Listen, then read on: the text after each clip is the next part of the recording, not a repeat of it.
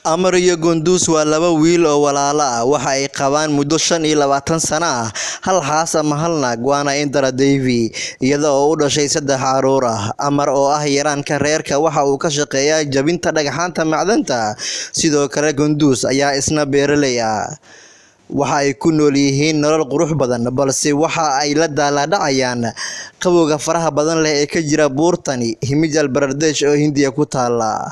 Labada wiil ee walaalaha waxa ay u nool yihiin si wada jir ah waana danyar waxa ay wadaagaan guriga shaqada iyo xitaa haaska waana dhaqan ay leeyihiin dadka ku nool tuuladani in laba wiil oo walaalaha ay guursadaan hal xaas mararka qaarna waxa dhacda in 4 ilaa 5 wiil oo walaalaha ay guursadaan hal xaas taasna waxa ay ku xiran tahay tirada wiilasha ee qoyska. Arrintan ayaa loo sabaynayaa nolosha adag ee ka jirta tuuladani. Indra oo ah naagta labada nin u dhaxda ayaa tiri wax fudud ma ahan in aad u dhaxdo ama marwo u noqoto laba nin oo walaalo ah.